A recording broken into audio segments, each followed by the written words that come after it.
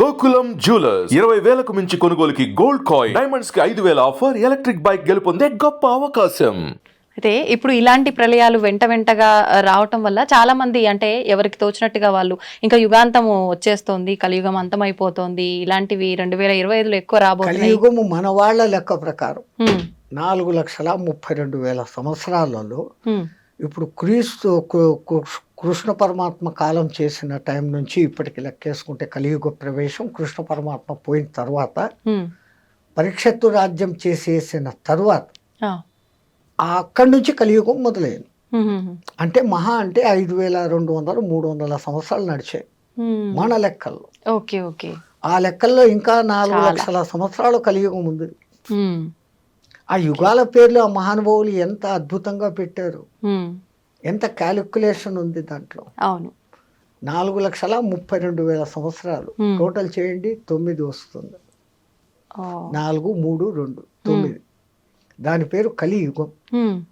దానికి రెండింతలు ద్వాపర యుగం, అది 8,64,000 సంవత్సరాలు టోటల్ చేయండి, మళ్ళా 18.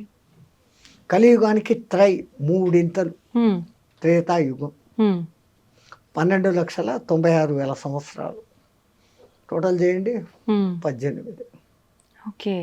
కలియుగానికి చాతుర్ 4 కృతయుగం, 17,28,000 సంవత్సరాలు టోటల్ చేయండి, మళ్ళా 9.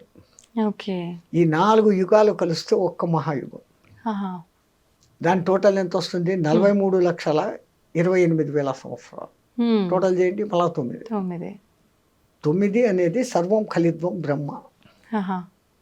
3 6 9 సంఖ్యలకు ఎంతో ప్రాధాన్యత ఉంది అని మన శాస్త్రజ్ఞులు చెప్తే మనం నమ్మం. శంఖంలోంచి తీర్థం వస్తే బాగుంటుంది, ఇంగ్లీష్ వాడు చెప్తే నమ్ముతాం. ఓ టెస్లా అనే ఒక ఇంజనీరు ఫారెన్లో, ఆయన ఈ 3 6 9 ప్రకారమే యూనివర్స్ అంతా కూడా నడుస్తుందని ప్రూఫ్స్తో చూపించాడు. ఆ అంకెల విచిత్రం కూడా అంతే తమాషాగా ఉంటుంది. రెండో ఎక్కాన్ని మీరు క్యాల్కులేట్ చేయండి, 2 4 6 8, అది 3తో కలిసినప్పుడు 6 వచ్చింది. 2 3 6, 2 4 8, 2 5 10, మళ్ళా 1 6 20, 2 6 12, మళ్ళా 3తో కలిసింది, 3తో వస్తుంది. ఇట్లా ఏది చేసినా కానీ 3 6తో కలిసినప్పుడు ఏ సంఖ్య అయినా కానీ మళ్ళీ దాంతో మిక్స్ అవుతుంది. అది కానప్పుడు అది వివిధ సంఖ్యలను చూపిస్తుంది. 1 నుంచి 9 వరకు అంకెలేసి 3ను రౌండప్ చేయండి, 6ను రౌండప్ చేయండి, 9ను రౌండప్ చేయండి. మిగతాటి క్యాలిక్యులేషన్ చేస్తే ఈ 3 6 9తో కలిసినప్పుడు అది ఆ సంఖ్యను చూపిస్తుంది. మిగతాటప్పుడు అంతా తమ ఇండివిజువల్ నెంబర్స్ చూపిస్తుంది. 3 3 9, 3 4 24, మళ్ళీ 6, అది అంతా 3 6 9 చూపిస్తుంది. ఇంకో సంఖ్యను చూపించట్లే. అట్లాగనే 6వ ఎక్కం తీసుకోండి, 6 12 3, 6 3 18 9, అవే రిపీట్ అవుతాయి. ఇంకా 9వ ఎక్కం అయితే మీరు ఎంత పెద్ద సంఖ్యని హెచ్చవేసి దాన్ని సింగిల్ డిజిట్కు తెస్తే ఇట్ విల్ బికమ్ 9. సర్వం ఖలిద్వం బ్రహ్మ, అంతా బ్రహ్మలో కలిగిపోతుంది అనే దానికి ఆ సంఖ్య సూచకం. సర్వం ఖలిద్వం బ్రహ్మ. అందుకే నవవిధ భక్తి మార్గాలు అని, నవగ్రహాలు. అసలు మన వాళ్ళు జపమాల 108 పూసలు ఉండాలి, అర్ధమాల 54 పూసలు ఉండాలి, నక్షత్రమాల 27 ఉండాలి. ఏది చెప్పినా కానీ 9. అట్లాగనే పూజలు అష్టోత్తర నామావళి, శతోత్తర నామావళి, అన్ని అష్టాదశ పురాణాలు, మహాభారతం 18 పర్వాలు. వ్యాసుడు వాడికి 18 సంఖ్య ఎంత ఇష్టం అంటే మహాభారతం 18 పర్వాలు, కురుక్షేత్ర సంగ్రామం 18 రోజులు. దాంట్లో అన్నిటికన్నా ఆణిముత్యం భగవద్గీత 18 అధ్యాయాలు. కురుక్షేత్రంలో పాల్గొన్న అక్షోహిణుల సంఖ్య 18, ఈ దిక్కు 11, ఈ దిక్కు 7 అక్షోహిణులు, 18 అక్షోహిణుల సైన్యం. అక్షోహిణి అంటే కూడా మళ్ళీ 9 వస్తుంది. ఇన్ని వేల రథాలు, ఆ రథాలకు ఇన్నింతల ఏనుగులు, ఇన్నింతల గుర్రాలు, ఇన్నింతల కాల్బలం అనే లెక్క ఉంది. ఆ లెక్క తీసుకుంటే మళ్ళీ అదంతా కూడా 9. 9. ఆఖరికి మహాభారత యుద్ధం అయిపోయినాక మిగిలిన మహాయోధులు కూడా 9 మందే. అంటే ఇదంతా ఒక ప్రణాళిక ప్రకారం జరుగుతుందా Swamiji? Universe moving along the calculation of 369. మీరు ఆయన టెస్లా గారి పుస్తకాలు రెఫరెన్సులు చూసి మీరు వచ్చింది కదా ఇప్పుడు ఈ గూగుల్ దాంట్లో చూసినారంటే ఆయన దాని గురించి ఇచ్చిన వివరణ బ్రహ్మాండమైన వివరణ. ఈవెన్ పిరమిడ్ నిర్మాణంలో కూడా 3, 6, 9 కనెక్షన్ ఉంది. అంతెందుకు మన శ్రీచక్రం అమ్మవారి శక్తులు 5, అయ్యవారి శక్తులు 4. 5, 4, 9. అసలు గురుపూసలు 108 పెట్టి ఒకటి గురుపూస అని పెడతారు. జపం చేస్తామంట. చేస్తే ఏమొస్తుంది అని అంటారు. ఇప్పుడు మన బతుకులంతా ఎక్కడున్నాయి? 27 నక్షత్రాల్లో ఉన్నాయి. ఒక్కొక్క నక్షత్రానికి 4 పాదాలు. 27 × 4 108. మనం 12 రాశుల్లో 9 గ్రహాల మధ్య బతుకుతాను. ఒక గురువు దగ్గర సరైన మంత్రదీక్ష తీసుకొని జపం చేస్తే నీ రాశి దోషాలు, నక్షత్ర దోషాలు, గ్రహ దోషాలు పోతాయి అనే దానికి ఆ సంఖ్యను పెట్టి ఆ అర్థంతో పెట్టినారు. అయితే ఇప్పుడు ఎవరికి తోచినట్టు వాళ్ళు ఇప్పుడు ఇలా వీడియోల రూపంలో ఎవరైనా చెప్పింది పట్టించుకొని ఆ మంత్రం కానీ శ్లోకం కానీ ఎవరికి వారంటే పలానా ప్రాబ్లంకి ఈ మంత్రం పారాయణ చేయండి, జపం చేయండి అని చెప్తూ ఉన్నారు. అలా ఎవరికి వాళ్ళు చేసుకుంటున్నారు గురు ఉపదేశం లేకుండా. అది నిజంగా ఫలిస్తుందంటారా స్వామీజీ? దాని ఫలితం చాలా లేట్ అవుతుంది. గురు ద్వారా తీసుకోబడినప్పుడు నేను ఇప్పుడు గురు ఛత్ర ఛాయలో ఉన్నాను, నాకు ఒక గురువు ఇచ్చినాడు అన్న ఒక సగం బలంలో ఎంట్రీ అవుతుంది. అవును. పుస్తకాలు చూసేసి ఎవడో టీవీలో చెప్పేశాడు అది వినేసి చేసుకుంటే అది కాదు. గురుమంత్రం ఇవ్వడము ఎంత విధానం పెట్టారు మన పెద్దలు. ముందు వాడు మంత్రం తీసుకునేకి అర్హుడా కాదా అనే దానికి ఆ కాలంలో కొంతకాలం నా దగ్గర సేవ చేయి, ఆ తర్వాత నీకు దీక్ష ఇస్తాననే వాళ్ళు గురువులు. ఊరికి వచ్చి ఏదో 10,000 డబ్బులు తీసుకో దక్షిణ, ఇన్ని పండ్లు బట్టలు తీసుకో, ఇచ్చే మంత్రం అంటే ఇచ్చేస్తాండారు. అందున నీకే దేవుడు ఇష్టమో అడిగి ఆ మంత్రం ఇస్తాండారు. అట్లా జరగదు ఆ కాలంలో. అసలు ప్రశ్నోపనిషత్తులో ఎంత అద్భుతంగా చెప్పాడమ్మా. గర్గముని కొడుకు, గౌతముని కొడుకు, ఒక రాజు కొడుకు, ఇట్లా 6 మంది మహర్షులు అడవిలో పిపిలాద మహర్షిని వెతుక్కుంటూ వస్తారు. ఆయన కనపడినాక దండ ప్రమాణాలు చేసి చేతికి దర్భలు ఇస్తారు. ఆ కాలంలో అది సవిత్ప్రాణి అయిపోవాలా. వాళ్ళకేం కావాలా? ఆవులు, గడ్డి, ఈ 2 కావాలి.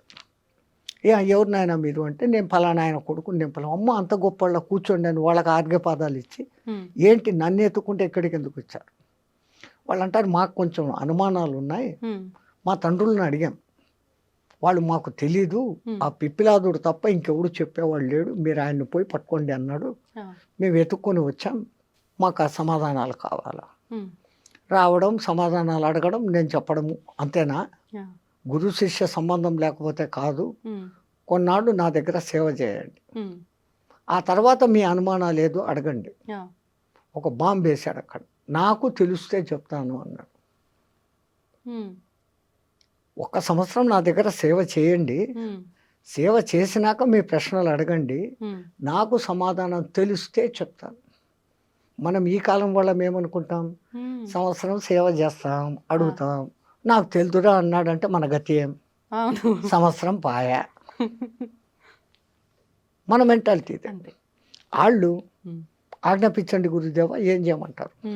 నువ్వు ఆవులు మేపకరా, నువ్వు సమిధలు తీసుకురా, నువ్వు గోశాల శుద్ధం చేసి సంథింగ్ డ్యూటీలు చెప్పేస్తున్నారు. వీళ్ళు డ్యూటీల్లో సర్వనిమగ్నం అయిపోయినారు. సంవత్సరమైన సంగతి కూడా తెలియదు.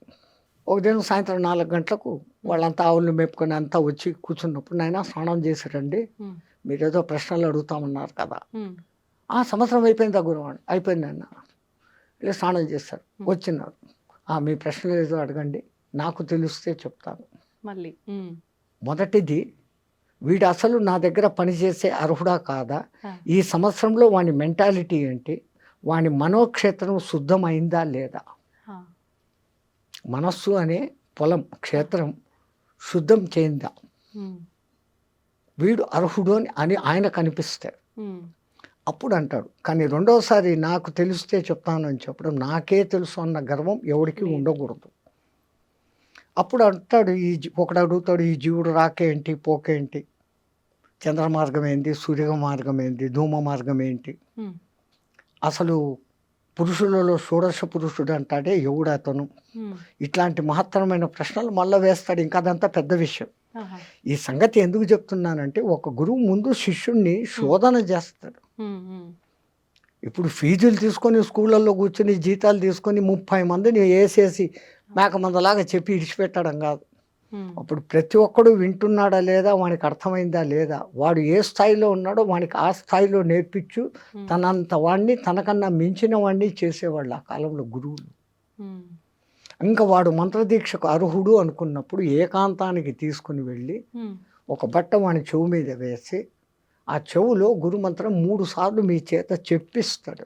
ఆహా, ఎందుకంటే అక్షర దోషం లేకుండా పలుకుతున్నాడా, ఉమ్. లేకుంటే ఏదైనా అక్షర దోషంతో పలుకుతున్నాడా. అక్షర దోషం ఉంటే ఏమవుతుంది స్వామీజీ? ఏమన్నా దోషమా మళ్ళీ అది? చాలా దోషం.